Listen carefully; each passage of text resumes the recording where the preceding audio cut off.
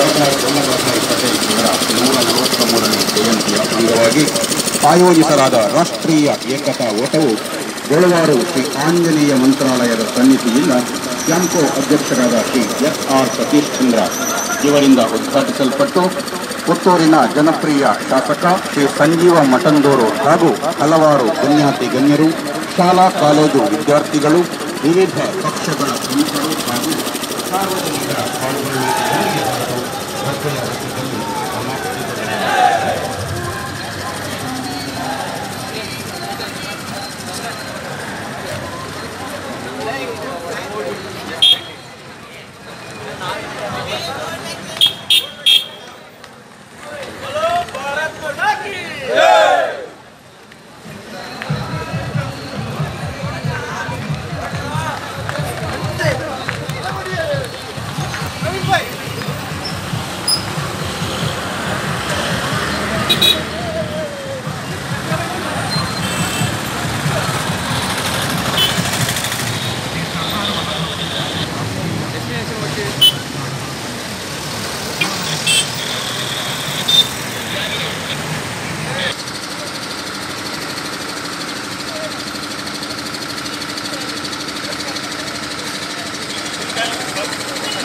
बोलो भारत माता की